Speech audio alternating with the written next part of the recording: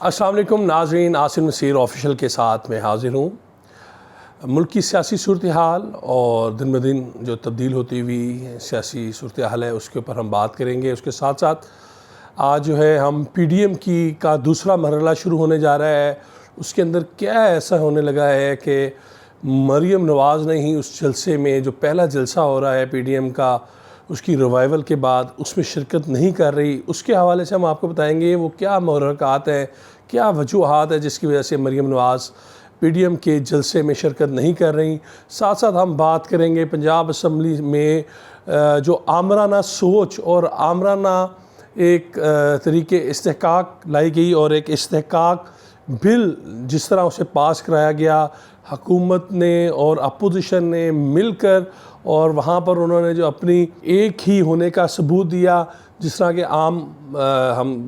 عام گلی محلے میں لوگ کہتے ہیں کہ جناب اے سارے نا اتوں لڑی جا رہے ہیں اور لڑائیاں سانو پاگل بنایا ہے۔ تو یہ بالکل وہی ہوا کہ پنجاب اسمبلی میں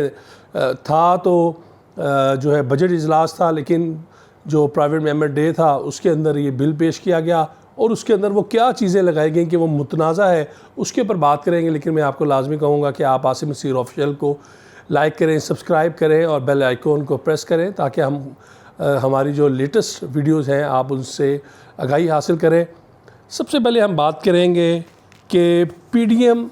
ایک مرتبہ پھر اپنی پرواز بھرنے کے لیے تیار ہوئی، لیکن اس کی ابھی پرواز کہتے ہیں کہ دوسرے مرحلے کا آغاز بھی نہیں ہوا کہ پہلے ہی اس کے اندر مشکلات آنا شروع ہو گئیں۔ وہ کیا مشکلات ہیں، ہم ان مشکلات سے پردہ اٹھائیں گے۔ اطلاعات یہ آ رہی ہے کہ 5 جولائی کو جو پی ڈی ایم کا سربراہی اجلاس تھا، جس میں نواز شریف نے ویڈیو لنک کے ذریعے اور مریم نواز اور شہباز شریف نے مولانا فضل الرحمان کے ساتھ دیگر سیاسی جماعتوں کے ساتھ اسلام آباد میں سر جوڑنے تھے اور آئندہ کی حکمت عملی وضع کرنی تھی، لیکن کچھ نامعلوم وجوہات کے باعث اس اجلاس کو، جو سربراہی اجلاس جس کی تمام تیاریاں مکمل ہو چکی تھیں، اسے پوسٹ پون کر دیا گیا ہے۔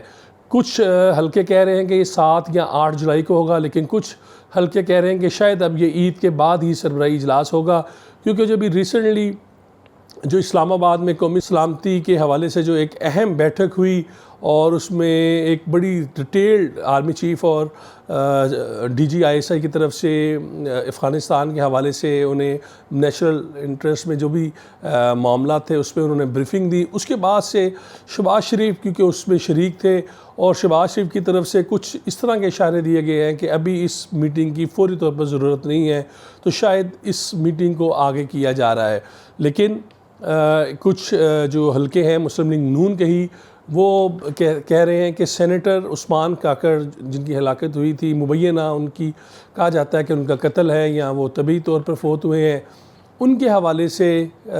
اس اجلاس کو اس میں تعزیت کے طور پر اسے ایک بار اس اجلاس کو مؤخر کیا جائے، ملتوی کیا جائے اور اس کے بعد نئی ڈیٹ کا اناؤنس کیا جائے۔ تو یہ 2 وجوہات سامنے آ رہی ہیں، لیکن آنے والے دنوں میں معلوم ہوگا۔ اگر تو یہ اجلاس 7 8 کے بعد ہو جاتا ہے تو شاید پھر یہ جو اطلاعات ہیں یہ اتنی سچی نظر نہیں آئیں گی، اور اگر یہ اجلاس عید کے بعد جاتا ہے تو پھر یہی لگتا ہے کہ دال میں کچھ کالا بھی ہے، اور جو معاملات جو جن حلقوں کے ساتھ چل رہے ہیں شاید ان لوگوں کی بات سنی جا رہی ہے اور کوئی نئی ڈیڈ لائن دینے کے بجائے معاملات افہام و تفہیم کے ساتھ ہی حل کرنے کی طرف رجوع کیا جا رہا ہے اور اسی طرف سر جوڑے جا رہے ہیں۔ لیکن اس کے ساتھ ساتھ سوات کا جو جلسہ ہے جس کے لیے مریم نواز کی بھی تیاری مکمل تھی، اور یہ کیونکہ ان کا ان لاس جو ہے وہ اسی علاقے سے ان کا تعلق ہے، نزدیکی ہی اس بیلٹ سے تعلق ہے جہاں پر یہ کیا جا رہا تھا۔ کیپٹن صفدر اس میں بڑی انہوں نے تیاری کر رکھی تھی، مریم نواز کی بھی تیاری تھی جانے کی، لیکن ابھی جو اطلاعات آ رہی ہیں اس میں یہ ہے کہ جو سوات کا پی ڈی ایم کا پہلا جلسہ ہونے جا رہا ہے 4 جولائی کو، اس میں مریم نواز شریف شرکت نہیں کریں گی۔ وہ کیوں نہیں کریں گی، یہ ایک ہم کہتے ہیں ہم اپنے ٹرم میں کہتے ہیں کہ اکثر کہ جی $1 ملین کویسچن ہے، تو یہ سوال تو کچھ ایسے ہی ہے۔ اس کا جواب بھی جو ہمارے پاس اطلاعات آ رہی ہیں وہ شاید یہ ہے کہ نواز شریف کی طرف سے کہا گیا ہے کہ مریم نواز جو ہے وہ اب اپنا کشمیر کا جو مشن ہے اس کی طرف توجہ اسے فوکس کریں اور اس الیکشن کو جیتنے کے لیے اپنی اسٹریٹجی تیار کریں، کیونکہ مریم نواز کی 6 تاریخ کو اسلام آباد میں ان کی پیشی بھی ہے، اسلام آباد ہائی کورٹ میں۔ اس کے ساتھ ساتھ جو کشمیر کے حوالے سے جو انہوں نے پلان مجوزہ انہیں پلان دیا گیا ہے اس میں بھی کچھ رد و بدل ہو رہی ہیں، اور اس کے اوپر نیچے میٹنگز ہو رہی ہیں۔ تو بظاہر طور پر تو یہ بتایا جا رہا ہے کہ شاید کشمیر کے الیکشن کی وجہ سے مریم نہیں آ رہی، لیکن کچھ اندر کی خبر رکھنے والے یہ کہتے ہیں کہ شہباز شریف کا نیریٹو وہ شاید اب آگے پی ڈی ایم کے ساتھ جڑنے جا رہا ہے، اور شاید ایک اس کی وجہ یہ بھی ہے کہ پی ڈی ایم کا اجلاس بھی مؤخر ہوا، اور کیونکہ اب جلسہ اناؤنس ہو چکا تھا، نون لیگ اس کی ہوسٹ تھی، پی ڈی ایم کی دیگر تمام جماعتیں جو ہیں اس کے اندر شامل ہیں۔ مولانا فضل الرحمان اپنی صحت یابی کے بعد اس جلسے میں آئیں گے، تو ان تمام چیزوں کو دیکھتے ہوئے اس وقت انہوں نے یہی پلان کیا ہے کہ شہباز شریف جو ہے وہ اب، کیونکہ جب سے وہ جیل سے باہر آئے ہیں پارلیمنٹ کے اندر تو وہ اپنی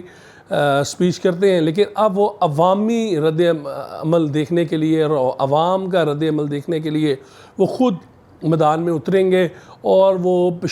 جو کے پی سوات میں ہونے والا جو جلسہ ہے اس میں شہباز شریف اب شرکت کریں گے۔ یہ اتوار کی شام تقریباً 4 اور 6 بجے کے درمیان شہباز شریف کا خطاب ہوگا، جس میں کہا یہ جا رہا ہے کہ شہباز شریف حکومت کو بھی اور ان حلقوں کو بھی اہم اپنی پیشکش دینے جائیں گے۔ تو یہ ایک اندر کی وجہ ہے کہ شہباز شریف نے جو کوئی پیشکش اپنی کرنی ہے، جو جس طرح انہوں نے ماضی میں اس حکومت کے بننے کے بعد اور ایز اے پروٹیسٹ انہوں نے کہا تھا کہ ہم حلف تو لے رہے ہیں، اور اس کے بعد انہوں نے کہا کہ ہم اس کے باوجود ہم کہتے ہیں کہ آئیں جی چارٹر آف اکانومی کریں، ہم مل کے پاکستان کو چلاتے ہیں۔ تو شاید اب بتایا یہ جا رہا ہے، جو ہمارے پاس اطلاعات آ رہی ہیں، کہ شہباز شریف سوات کے جلسے میں اپنا ایک اہم اعلان کریں گے، ایک پیشکش کریں گے ان تمام حلقوں کو، حکومت کو بھی اور ان طاقتور حلقوں کو بھی، کہ آئیں ہم مل کر ساتھ چلیں۔ اب یہ دیکھ رہے ہیں کہ ان کے اندر ان کی اس بات کو لے کے وہ حلقے کس طرح چلتے ہیں۔ یہ تو رہی بات مریم نواز اور شہباز شریف کے حوالے سے۔ دوسری ہم نے جیسے بات کی کہ پنجاب اسمبلی کا ایوان جو کہ قانون سازی کے لیے یہاں پر تمام قانون پنجاب کے حوالے سے بنائے جاتے ہیں، لیکن اب اس کے اندر ایک ایسی طریقے استحقاق پیش کی گئی، ایک ایسا استحقاق کا بل 2021 پیش کیا گیا جس میں اپوزیشن کی جماعتیں بھی شامل تھیں اور حکومت بھی شامل تھی۔ پاکستان مسلم لیگ نون کی طرف سے ملک احمد خان، انہیں کہا جا رہا ہے کہ انہوں نے یہ جو استحقاق بل ہے وہ پیش کیا، اور اس کے اندر مخدوم عثمان محمود اور ملک احمد خان جو وہ موور تھے، مخدوم عثمان محمود پیپلز پارٹی سے، شفیع محمد میاں جو ہیں وہ پاکستان تحریک انصاف سے، اور ہمارے سارے بڑے پیارے بھٹی صاحب، آپ سمجھ گئے پنجاب اسمبلی کی ایک ہی ہیں بھٹی صاحب، ان کے بڑے قریبی عزیز ساجد بھٹی صاحب، وہ مسلم لیگ کاف کی طرف سے شامل تھے، اور انہوں نے جناب رل کے سب کچھ کرتا ہے، انہیں ایسا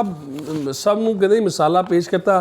کہ سب کچھ بیچ دیا۔ اور وہ بیچا کیا، اصل میں بات یہ ہے کہ انہوں نے بیچا کیا کہ جناب انہوں نے وہ آمرانہ ایسے اقدامات لے آئے، ایسے انہوں نے بل کے اندر خاموشی سے اسے پاس کرایا کہ اس کے اندر آپ جو صحافی ہیں وہ کوئی خبر نہیں دے سکتے،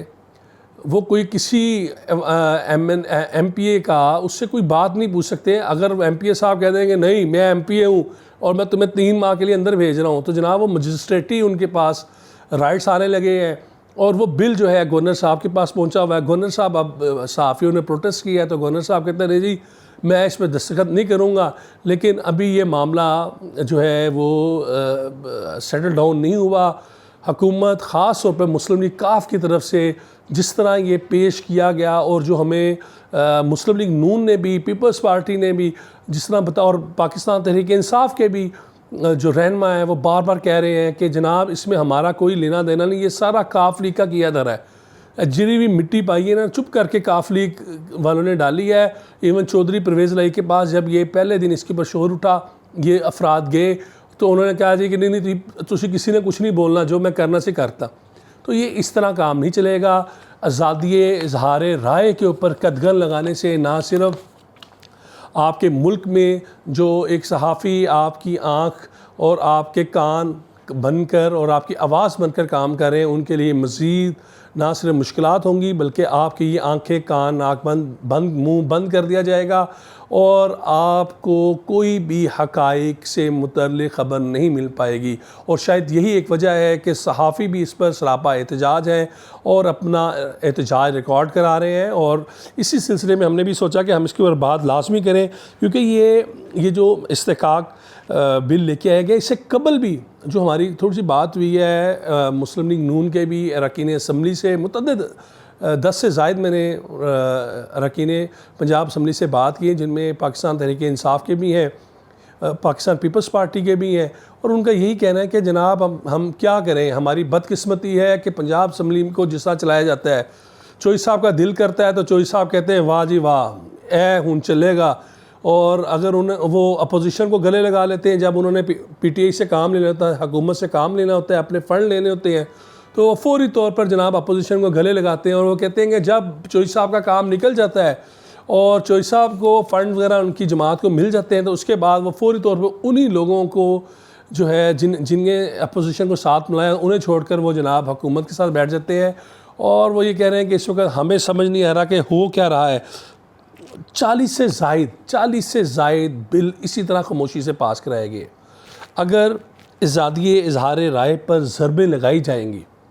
اگر صحافیوں کو بولنے سے روکا جائے گا، انہیں 3 ماہ کے لیے جیلوں میں بھجوایا جائے گا صرف کہ ایک ایم پی اے سے سوال پوچھنے سے، اگر ایوان کی کارروائی آپ تک نہیں پہنچائی جائے گی، اگر آپ کے سوالات، آپ کے مسائل کو ہائی لائٹ نہیں کیا جائے گا،